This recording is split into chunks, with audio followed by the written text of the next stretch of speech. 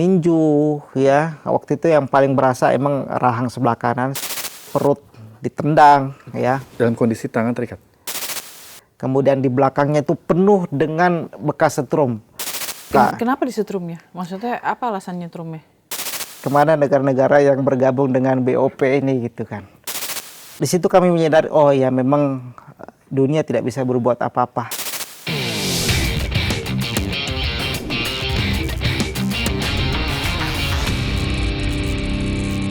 Assalamualaikum warahmatullahi wabarakatuh. Halo Sobat iNews, bertemu kembali kali ini di Bikin Terang bersama saya Rizky Hasan. Dan saya Fazila Khairunisa. Dan Sobat iNews, kami ini tapping satu hari sebelum Idul Adha. Bicara Idul Adha itu kan salah satu ibadah di umat Islam, yaitu berkurban. Nah, saling tolong-menolong itu salah satu bentuk berkorban juga. Ya, pengorbanan juga ya. Pengorbanan saling tolong-menolong. Sama seperti teman-teman relawan yang beberapa minggu lalu ikut dalam gerakan Global Sumut Flotilla untuk memberikan bantuan ke saudara-saudara kita di Palestina, di Gaza. Benar. Gitu ya. Dan kita akan melihat atau mendengar ya bagaimana pengorbanan, cerita dari pengorbanan mereka pada saat menjalankan misi kemanusiaan. Gitu. Iya, dan sebenarnya mereka ini diculik atau ditahan sih? Nah, kita tanya langsung aja gimana? Tanya langsung ya. Oke. Ya, selamat datang Bang Asad. Saya panggilnya Bang Asad atau Bang Aras? Asad. Bang Asad. Bang Asad. Oke, Bang Asad. Bang Asad gimana nih kabarnya nih? Ya. Alhamdulillah sehat, selamat dan bisa bertemu kembali dengan keluarga. Walau di hari terakhir pelayaran itu sebelum diintercept memang SOP-nya semua handphone harus dilempar ke laut ya. Di momen itu yang paling berat ya. Menurut saya pribadi, walau di sesi training kami sudah menganggap diri kami siap. Wah, nggak apa-apa, terputus sejenak dengan dunia nggak apa-apa. Nggak pegang gadget sejenak nggak apa-apa. Tapi ternyata faktanya agak berat ya. Tapi pertanyaannya, ya Mas Rizky kan tahu dari yang cerita-cerita sebelumnya, ini kan pekerjaan yang mempertaruhkan nyawa. Apa yang membuat abang yakin untuk mengambil atau untuk ya udahlah jalan aja ke sana dengan mempertaruhkan keluarga, ninggalin keluarga gitu. Apa yang membuat abang yakin dalam misi ini? Bahkan nyawa ya. Nyawa, mempertaruhkan nyawa. Kami ingin menyampaikan pesan ya kepada masyarakat Indonesia bahwa kami meninggalkan 9.600 tawanan yang masih mendekam hari ini di penjara Israel. 9.000? 9.600. 300 diantaranya itu anak-anak. Di penjara Israel? Di penjara Israel. Itu mereka siapa aja? Warga Palestina. Warga Palestina? Warga Palestina. Jadi ada yang sudah di penjara puluhan tahun, ada yang di penjara tanpa dakwaan, tanpa ada proses hukum, di penjara begitu saja, ada penjara administratif, ada ribuan yang di penjara pasca 7 Oktober yang dibawa dari Gaza ke wilayah penjajahan. Oke. Nah, sekarang kita bicara soal peristiwanya. Nah, kapan pertama kali? Itu kan ada berapa kapal? 52 kapal. Iya. 52 kapal. Nah, kapan pertama kali rekan-rekan relawan khususnya di di kapalnya Abang nih ya, itu mulai ngerasa ini situasinya mulai serius nih. Kayaknya kita bakal di-intercept nih. Itu ada momen itu nggak dan kapan itu? Ada. Jadi tanggal 18 itu hari pertama intercept terjadi. Kami sudah mendapatkan info. Jadi di setiap kapal itu ada koordinator. Koordinator itu yang mengurusi semua peserta, yang mengatur peserta, partisipan dari berbagai negara. Ada kapten, ada second kapten, dan ada kru kapal yang mengurusi teknikal ya, begitupun dengan engineering di atas kapal itu. Nah, kami mendapatkan info dari koordinator kami bahwa sudah ada 20-an kapal yang di-intercept di tanggal 18 itu.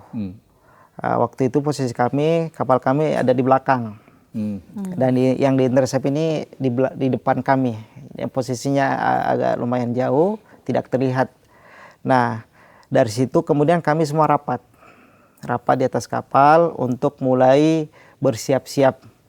Karena kemungkinan jika mereka sudah di-intercept siang tadi, kemungkinan malam ini kita di-intercept seperti itu. Jadi kita sudah menyusun jadwal jaga pada saat itu, tiap 2 orang jaga dalam 2 jam bergantian. Oh, jadi 2 jam sekali ya? 2 jam sekali. Nah, tibalah di malam hari nampak drone. Oh, abang lihat itu? Iya, kita semua melihat. Oke. Nampak drone. Cuman saya nggak sempat merekam. Kenapa? Karena di sore harinya sebenarnya sudah nampak pesawat, kapal patroli penjajah dari kejauhan sudah nampak. Cuman speedboatnya itu belum kelihatan, hanya kapal patrolinya. Biasanya kalau sudah ada speedboatnya itu tandanya kita sudah akan diintercept. Cuman karena saya sangat berhati-hati, jadi saat melihat kapal patroli itu, handphone saya saya lempar duluan ke laut gitu kan. Itu kenapa sih dilempar ke laut? SOP atau seperti apa? SOP aturannya seperti itu. Apa yang mendasari SOP itu? Untuk menjaga keamanan para partisipan, untuk menjaga info dari misi ini sendiri seperti itu. Jadi ada rekaman video yang beredar, itu kan teman-teman jurnalis ya, yang merekam bahwa kondisi mereka saat ini di kapal akan diintercept itu. Video itu direkam sebelum intercept. Sebelum intercept. Iya. Itu bagian dari SOP juga? Iya. Oh, oke. Jadi sebisa mungkin mengambil video, rekaman atau gambar di saat kapal penjajah ini mulai mendekat sebisa mungkin. Abang bikin juga video? Saya nggak sempat, tapi ada video yang itu di atas kapal kami. Itu memperlihatkan kami semua udah pakai life jacket, ya, kapal penjajah sudah mulai mendekat dan ada rekan kami dari Maroko sempat mengambil video, ya, suasana genting pada saat itu, kapal penjajah sudah mulai mendekat, akan tetapi teman-teman ini saling menguatkan, ada yang yel-yel gitu kan, ada yang sambil menyanyi, tapi yang lucu juga pada momen itu adalah di hari kedua, ya, kita masuk hari kedua pada saat proses intercept kita dimulai, ya, berarti malam Selasa, ya, malam Selasanya drone itu kita kemudian mematikan semua handphone, mematikan semua lampu-lampu kapal supaya tidak terdeteksi oleh drone Israel pada saat itu, dan kita berjaga sampai subuh. Alhamdulillah nggak diintercept malam itu. Jadi kita tetap lanjut berlayar terus sampai kemudian jam 15.00, ya, 15.00 waktu itu yang bertugas untuk masak waktu itu kan kita ada jadwal masak juga, ya, untuk semuanya sedang memasak, ya. Namun di sela-sela dia masak itu ternyata udah terlihat nih kapal patroli datang lagi tuh. Yang terlihat di hari Senin, kemudian hari Selasanya itu datang lagi, dan kami meyakini wah mungkin sudah tiba saatnya karena kapal kita adalah kapal yang terakhir. Kita sudah berada di depan. Jadi kapal yang paling dekat dengan Gaza sebenarnya kapalnya Bang Asad? Iya. Seberapa dekat lagi dengan Gaza, Bang? Dicek waktu itu di live trackernya kurang lebih 130 mil laut lagi. Tapi ini deket sih. Nah ini untuk konfirmasi juga bahwa kapal abang ini dan teman-teman yang lain itu berada di perairan internasional, bukan di wilayah Israel. Bukan. Di perairan internasional, dan makanya kami tidak sepakat jika ada yang mengatakan bahwa kami ditahan, kami ditangkap. Terjawab kan? Iya, karena kenapa? Karena berbeda jika kita masuk ke wilayah teritorial negara orang, kemudian kita melanggar hukum mereka, kemudian kita ditangkap, itu salah kita, itu wajar mereka menangkap kita. Tetapi ini perairan internasional, dilindungi oleh hukum internasional, yang artinya tidak boleh ada negara atau pihak manapun yang menghalangi, yang melakukan pelanggaran di atas perairan internasional itu. Berarti menurut Abang ini adalah penculikan? Penculikan. Yang paling pas adalah penculikan. Karena kami sedang berlayar di perairan internasional untuk membawa bantuan, tapi tiba-tiba kami diintercept, diculik, dibawa ke penjara mereka seperti itu. Dengerin tuh netizen, diculik karena berlayar di perairan internasional, bukan ditahan ya. Ini kadang-kadang netizen suka berlebihan. Ya karena ada pro kontra, ada yang pro, ada yang kontra juga. Tapi penasaran karena kita kemarin sempat wawancara juga sama Bang Yasin ya, gitu. Dia yang di Mafi Marmara 2010. Ya. Nah, kalau dari Bang Asad sendiri ceritanya gitu, mungkin waktu pada saat itu apa yang kalau abang tuh apa yang dialamin? Apa penyiksaan, disiksa juga kah atau diapain aja bang? Ya jadi sebelum kesana tadi mau cerita ini. Apa tuh? Jadi kapal penjajah itu sudah sangat dekat, tapi kita semua belum pada makan siang waktu itu. Sedangkan ini chef kita udah selesai ini masak. Jadi kata kapten, makan aja, makan. Semua harus makan, kemudian berkumpul di dek memakai life jacket. Karena kenapa, kita udah tahu kita akan kelaparan setelah ini. Bisa jadi kita akan dapat makan atau minum besok. Atau tuh jadi makan terakhir ya? Iya. Jadi kata kapten semua makan. Semua makan, jadi kita bergantian makan. Kemudian setelah semua selesai makan, kita kemudian duduk rapi seperti di video itu. Menggunakan life jacket, udah tinggal duduk aja. Nggak lama setelah itu, kapal penjajah datang, kemudian berteriak menggunakan pengeras suara. Jadi ada 2 speedboat, kiri kanan speedboat, kemudian di depan kapal kita ada kapal patroli yang lebih besar dari speedboat itu, untuk memerintahkan kapten merubah haluan kapal dan mengurangi kecepatan kapal. Sampai kemudian kapal berhenti, kita diminta untuk satu persatu keluar dari waktu itu kita kumpul di bagian belakang kapal, diminta untuk ke dek anjungan depan ya, dengan mengangkat tangan satu persatu. Kemudian setelah semua berkumpul di depan, mereka belum berani masuk tuh, belum berani naik ke atas kapal kita. Sampai mereka betul-betul yakin nggak ada lagi orang di dalam kapal, dengan cara mereka menembak 5 kali. Ke udara? Enggak, menembaki kapal kita. Itu pakai peluru karet atau peluru bom asap, seperti gas air mata seperti itu. Jadi menembak ke arah kaki kita, tapi nggak sampai mengenai badan, menembak ke jendela tempat kapten berada. Jadi peringatan gitu ya? Ya, peringatan. Tapi peringatannya ke sana, peringatannya ke atas ya harusnya. Ya, langsung ke kapal kita. Iya, makanya kapal kita rusak gitu, rusak. Nah, setelah itu mereka kemudian naik. Jadi jumlahnya mereka itu dalam satu speedboat ada kurang lebih 10 sampai 15 orang. Pasukan itu. Jadi mereka naik, kemudian memeriksa kita satu persatu. Setelah mereka menganggap kita semua aman, nggak ada yang membahayakan bagi mereka ya. Dan memang kita nggak ada apa-apa, nggak bawa senjata, nggak bawa apa-apa, cuma bawa pampers, makanan, obat-obatan untuk anak-anak Gaza gitu kan. Setelah itu kita dipindahkan ke speedboat mereka, lalu dibawa ke kapal, saya lupa namanya, kapal perang lah, itu yang gede. Itu handphone sudah dibuang ya? Sudah dibuang. Ya, setelah dibuang kita udah nggak tahu apa-apa tuh. Kita sudah terputus dengan dunia mulai saat itu. Nah, kemudian sampai di atas kapal penjajah, di sini mulai penyiksaan. Jadi kami dijatuhkan ke lantai ya, pas sudah di kapal besar itu. Kemudian tangan diikat dengan tali tis, kemudian mata ditutup.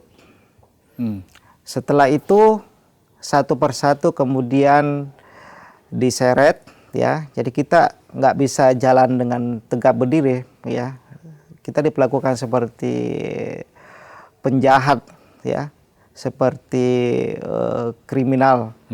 Jadi kita berjalan sambil merungkuk, sambil ditendang, dan tiba pada satu ruangan ya, di mana kita dimasukkan dalam satu kontainer. Saya pribadi nggak tahu itu. Saya mengiranya, mungkin setelah ini aman, kita semua sudah minimal sudah di dalam penjara lah, minimal sudah di dalam ruang tahanan, nggak diapa-apain lagi gitu kan.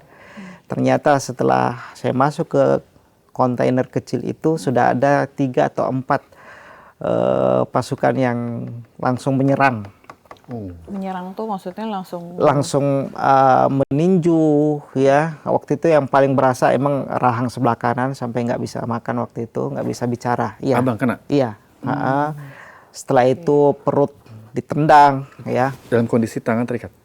Waktu itu sudah dibuka. Oh, sudah dibuka? Sudah dibuka karena kita sudah akan ditaruh di ruang penahanan yang besar itu di atas kapal. Okay. Tapi sebelum masuk ke ruangan yang tempat kita semua disandra itu, kita lewati kontainer kecil ini dulu nih yang tertutup, nggak ada yang melihat. Berarti mata ditutup juga atau sudah dibuka waktu itu.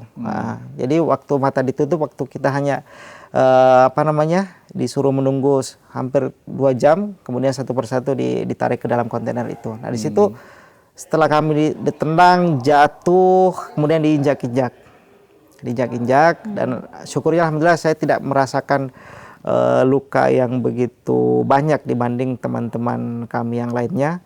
Dari Indonesia itu ada 2 orang yang disetrum, ya, termasuk Om Heru sama Bang Hendro Prasetyo yang dari Bandung itu disetrum dan kelihatan berlobang di belakang itu, luka. Kenapa disetrumnya? Maksudnya apa alasannya trumnya? Ya mereka senang aja untuk menyakiti orang gitu kan, semau mereka, jadi berbeda-beda. Maksudnya kan ada dipukul kayak tadi, abang dipukul gitu kan, ini kan disetrum, maksudnya apa yang mendasari dia? Nah kurang tahu kalau itu. Jadi suka-sukanya dia? Suka-sukanya mereka.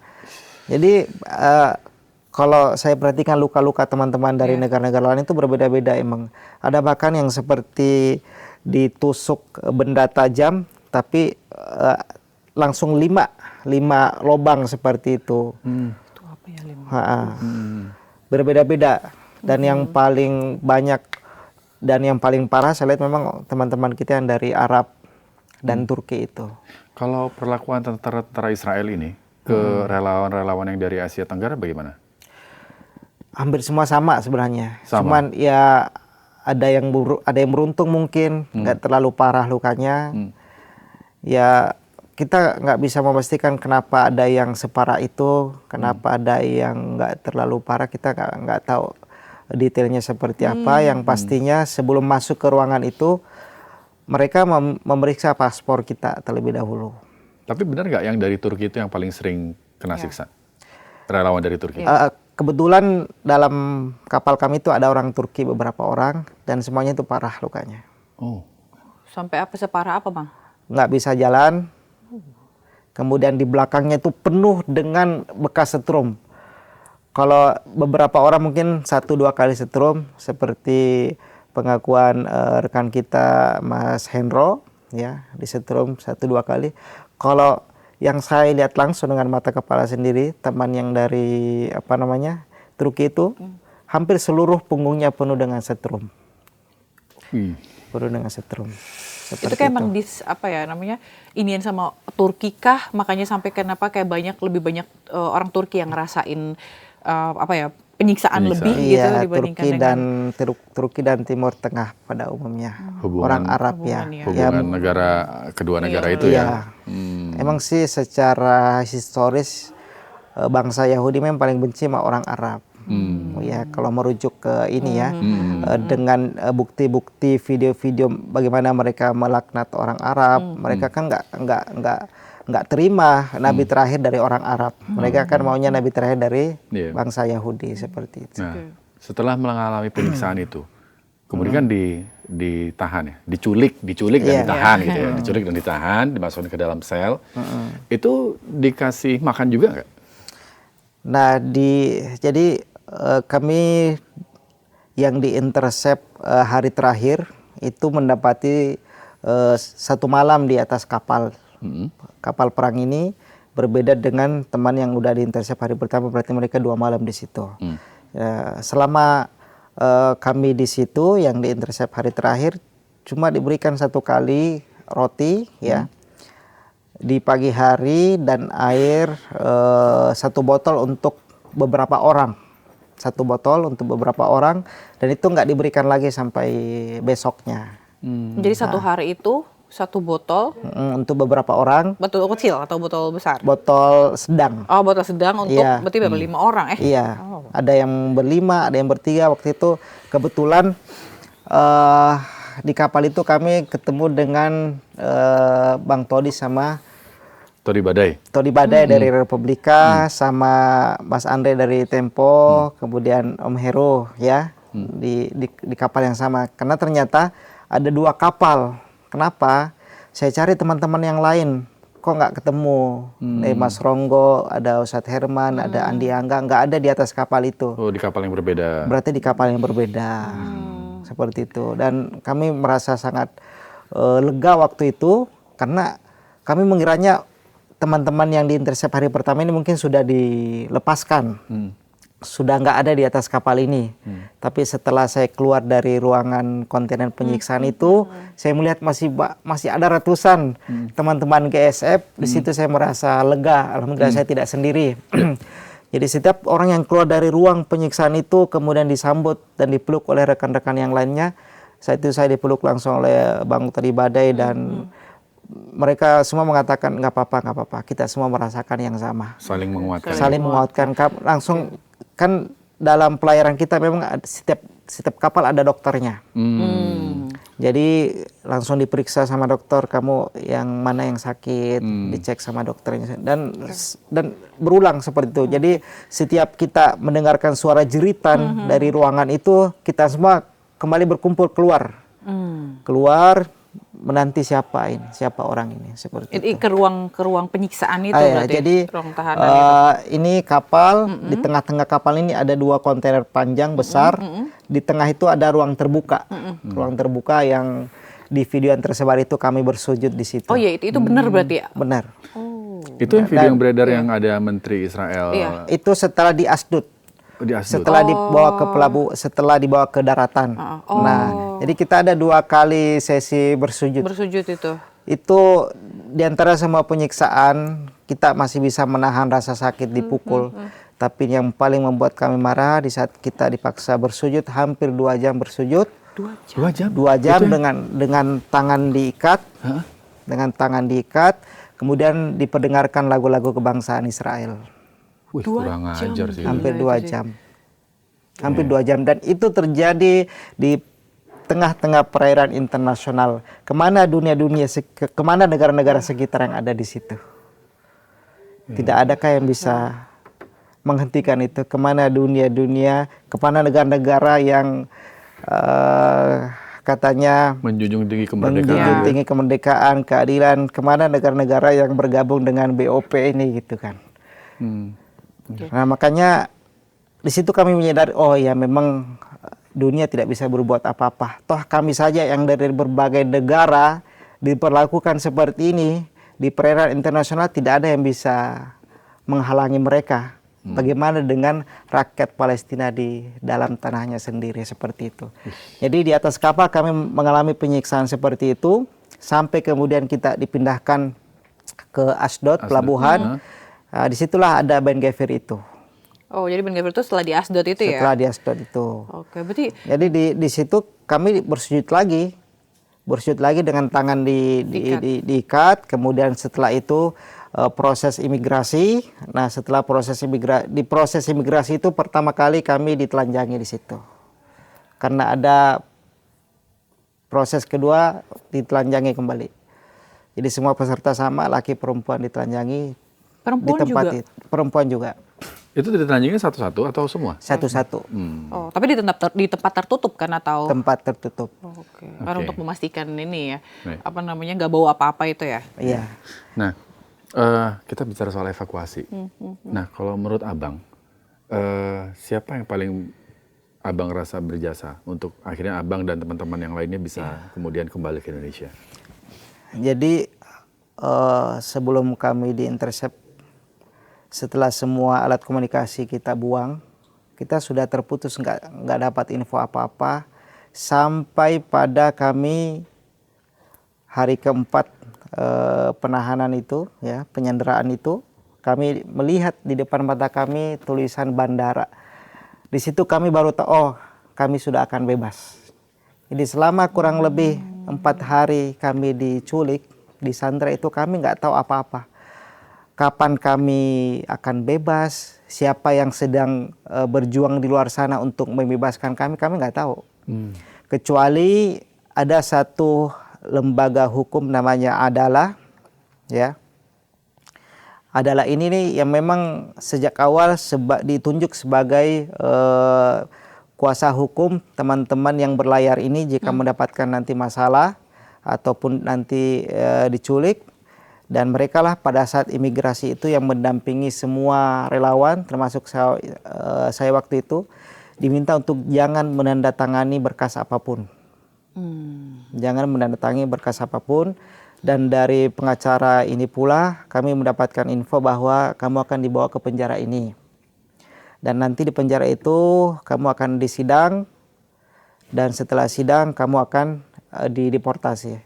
Kami hanya tahu info sebatas itu. Jadi kami nggak tahu siapa sedang bergerak di luar untuk membebaskan kami. Sampai kami tiba di Bandara Eilat, ya di wilayah Eilat itu, kami melihat ada 3 pesawat Turkish Airlines, pesawat pemerintah Turki. Di situ kami sudah meyakini, oh berarti pemerintah Turki yang menjemput kami, yang mendatangkan kami dari Palestina ke Turki. Dan setelah kami sampai di Istanbul, Turki, semua itu baru terkonfirmasi bahwa memang benar atas lobby kan waktu itu kecaman internasional dari berbagai negara, ya marah, kemudian mulai berkomunikasi dengan negara-negara terdekat waktu itu, sehingga yang tadinya awalnya itu cuma 1 pesawat. Jadi Turki hanya ingin memulangkan warga negaranya, cuma 1 pesawat. Tetapi steering komite di GSF ini meminta, termasuk waktu itu Bu Maimun, steering komite kita meminta agar nama-nama WNI dimasukkan ke dalam daftar Turki ini supaya bisa ikut. Akan tetapi setelah mereka bernegosiasi kembali, akhirnya disepakati bahwa semuanya diterbangkan, ya tanpa satupun tertinggal, diterbangkan ke Turki dengan tujuan setelah sampai di Turki akan diadakan medical check up, akan divisum, kemudian dijadikan bahan bukti untuk diadukan ke ICC, Pengadilan Internasional, seperti itu. Oke, berarti itu semua barang-barang, semua bantuan yang dibawa itu diambil atau? Iya, jadi yang kan bantuan yang kami bawa, pakaian pun, keperluan pribadi pun nggak ada. Jadi kita itu tinggalkan Palestina itu dengan baju tawanan yang kami pakai itu. Yang pakai pas ditangkap sampai pas pulang. Ya, jadi di penjara Kedzot itu di wilayah Negev, baju kami diganti dengan baju tawanan itu, baju tahanan itu. Tadi ngomong soal training, berarti sebelumnya udah ada training untuk menghadapi hal ini? Betul, sudah ada training. Apa aja trainingnya, Bang? Yang pertama tentu wawasan, ya. Terkait gerakan GSF ini, kenapa GSF ini muncul, tujuannya seperti apa, ya, untuk membawa bantuan kemanusiaan, untuk terus mengingatkan dunia bahwa masih terjadi genocide sampai hari ini, bahwa masih banyak tawanan-tawanan yang perlu dibebaskan di dalam penjara Israel. Selain itu kita diajarkan di sesi training itu memang bagaimana kita bersikap di atas kapal, karena kita ini bergabung dengan beberapa negara. Jadi ada 45 negara dengan total di GSF 2.0 ini 452 partisipan. Dengan jumlah 52 kapal ditambah dengan 4 kapal offshore boat untuk patroli seperti itu. Training ini difokuskan untuk gerakan non-kekerasan. Non-kekerasan. Jadi kita betul-betul dilatih agar tidak terpancing, ya, tetap sabar, dan memang ada simulasi. Oh gitu. Jadi di dalam ruangan itu tiba-tiba peserta nggak tahu kalau akan ada simulasi. Jadi tiba-tiba semua semua lampu dimatikan dalam ruangan, tiba-tiba ada suara tembakan ya, kemudian para panitia ini yang menyamar menjadi tentara penjajah itu kemudian menginjak-injak kita, memukul kita, dan itu beneran mereka melakukan kekerasan itu pada saat simulasi itu. Oh, jadi di simulasi itu beneran ada adegan? Oh. Dan rekan-rekan kita ada yang terluka karena memang harus dilatih seperti itu. Berarti nggak sembarangan ya? Iya. Maksudnya? Nggak sembarangan. Ya. Jadi itu untuk menguji bahwa jangan dilawan dengan kekerasan. Iya, Gitu. jangan dilawan, meski mereka keras kita jangan melawan. Itu di lokasinya di mana? Training dan simulasi itu? Di Marmaris, Turki. Jadi dari kota Istanbul kurang lebih 12 jam naik mobil. Oh, itu sebelum kapal berangkat? Sebelum kapal berangkat kita memang ada sesi training 1 pekan. Ada yang nggak lulus atau tadi gagal, nggak salah, ada yang kepancing gitu tiba-tiba kan kayak, udah emosi Iya. duluan gitu. Nah, setelah simulasi itu memang kita ditanyakan, ada yang mau mundur, ada yang nggak siap mentalnya. Kan itu terekam semua sesi latihan itu, simulasi itu, jadi terlihat siapa yang melawan di situ kan. Jadi kita dipaksa bersujud di lantai karena pengalaman sebelumnya seperti itu, dan memang kejadian yang kami rasakan ternyata oh iya, dalam simulasi kemarin memang seperti itu yang kami rasakan, walau mentalnya beda banget ya Pas kejadian. pas realitanya. Jadi kita memang marah banget, tapi karena kita saling menjaga gitu kan, jangan sampai misi yang tadinya mulia ini jadi tercemari karena hanya 1-2 orang yang tidak bisa menahan emosi seperti itu. Ya, sumbu pendek nggak bisa Mas Rizky. Nggak bisa, saya nggak bisa kayaknya. Ya, aku kayak nggak bisa deh. Kayak wah gitu. Nah, ini kita runut lagi ke belakang supaya Sobat Anjus ataupun netizen juga tahu gitu. Jadi misi Global Smooth Flotilla ini kan merangkul semua relawan kemanusiaan. Ada beberapa teman-teman wartawan juga. Ya. Ya. Dari berbagai negara. Jadi mereka berkumpul di Turki sebelum berangkat. Iya, di Turki. Startnya Jadi di sebenarnya ada etape Itali, Turki, namun diawali di Spanyol. Jadi keberangkatan pertama itu dari Spanyol. Nah, koordinator kita dari GPCI, Dr. Maimun bersama Cigi Fauzi itu berangkat dari Spanyol. Berlayar dari Spanyol, kemudian di Itali ada keberangkatan dari Itali, kemudian kapal-kapal yang sudah siap di Itali itu berangkat bersama, kemudian ke Turki.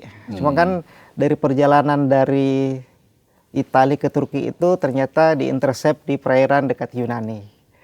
Jadi sebelum kami berlayar sebenarnya sudah ada intercept dari penjajah itu, dan 20 kapal lebih sudah tidak bisa dioperasikan. Akhirnya butuh tambahan kapal, sehingga makanya jadwal keberangkatan dari Turki yang semula dijadwalkan tanggal sekian mundur beberapa hari seperti itu. Jadi menunggu kawan-kawan yang tertahan di Yunani tiba di Turki, dan itu kami sempat menyambut mereka. Jadi kapal-kapal yang sudah stay di Turki, Marmaris itu, kita menyambut mereka di tengah-tengah perairan antara Turki dengan perairan internasional. Berarti ada 2 kali intercept ya? Ada 2 kali intercept. Yang di Yunani. Yang di Yunani. Sama yang pelayaran terakhir ini menuju Gaza. Iya. Dan hebatnya rekan-rekan yang diintercept di Yunani ini kan udah ditangkap tuh, udah disiksa dong, kemudian dideportasi ya. Mereka balik lagi, ikut lagi yang dari Turki. Ikut berangkat lagi dari Turki. Dan disiksa lagi. Dan disiksa lagi. Oke. Baik. Itu kalau dari Indonesia, itu kan ada 9 WNI ya kemarin.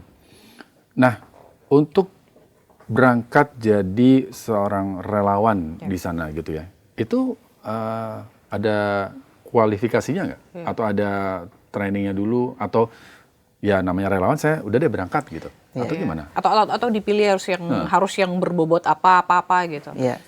Jadi di Indonesia yang membawa narasi atau misi pelayaran ini itu GPCI ya, Global Peace Convoy Indonesia. Nah, dari Global Peace Convoy Indonesia lah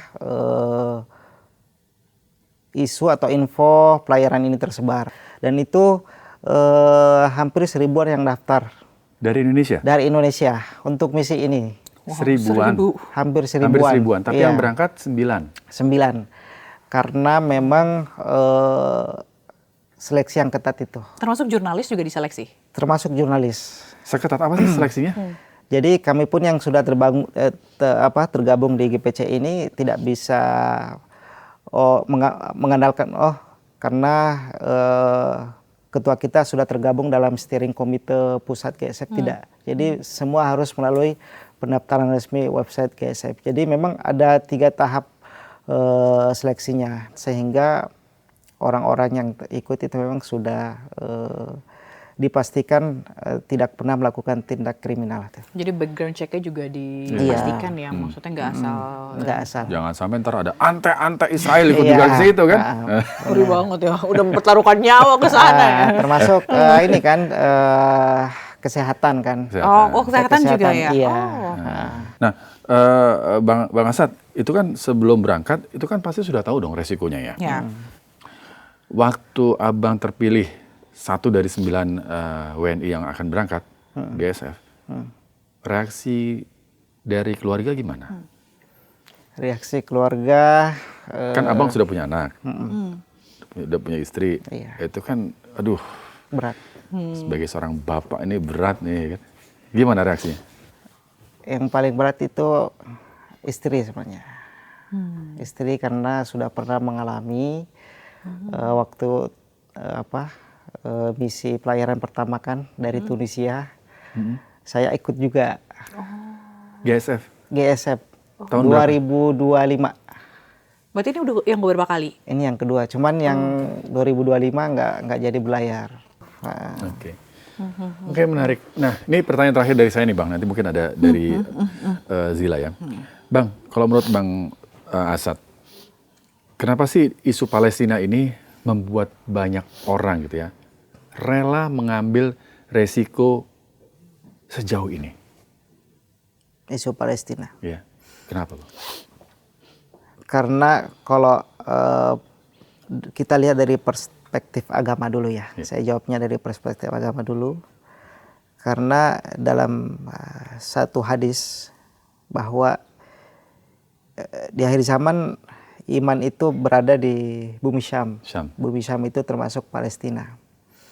Nah, kalau kita ingin melihat bagaimana iman seseorang di zaman ini, lihatlah bagaimana dia dengan Palestina. Apakah dia peduli, apakah dia acuh tak acuh, atau ya sama sekali tidak peduli dengan persoalan Palestinanya. Itu yang pertama dari perspektif agama, bahwa memang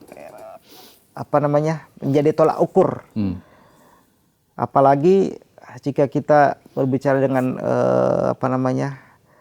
sejarah-sejarah penjajahan, kenapa Israel sangat ngotot ingin menguasai Palestina, ya.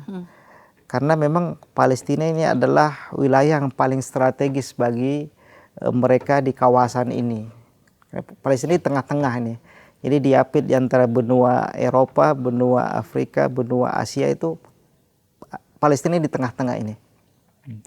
Makanya dikatakan bahwa siapa yang menguasai Palestina, maka dia telah menguasai dunia.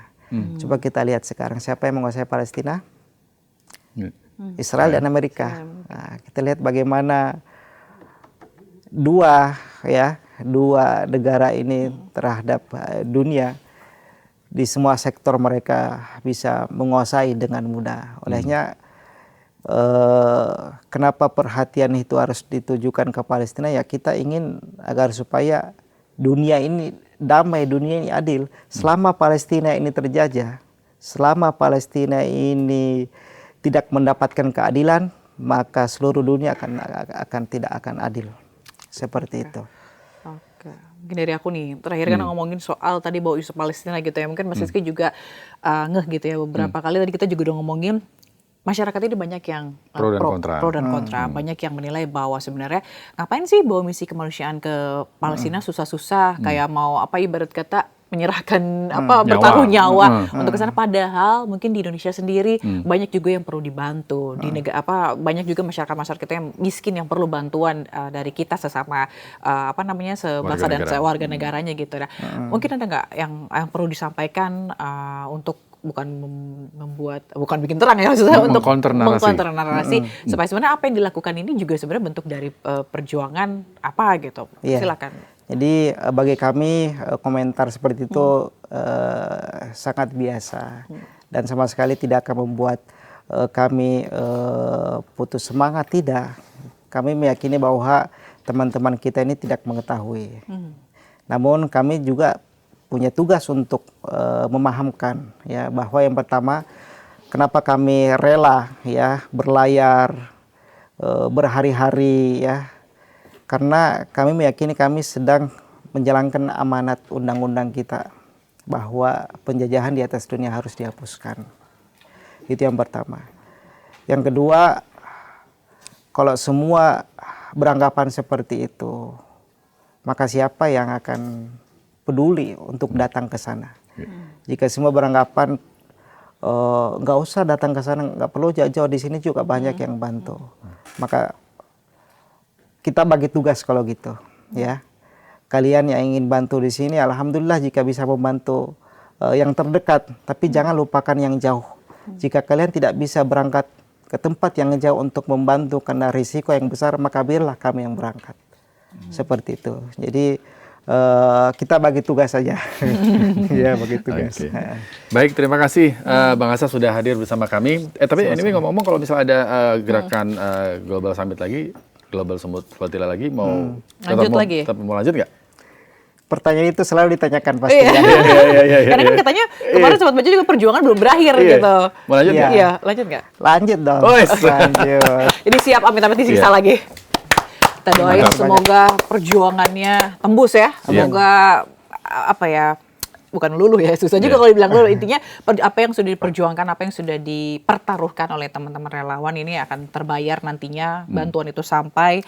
Dan terima kasih juga gitu ya telah berjuang mempertaruhkan nyawa untuk membawa bantuan itu. Terima kasih sekali lagi untuk Mas atau Bang Asad Aras Muhammad, Spirit of Aqsa, yang telah sharing, yang telah bikin terang kali ini. Dan tadi pertanyaan kita di awal akhirnya terjawab ya. Yes. Diculik.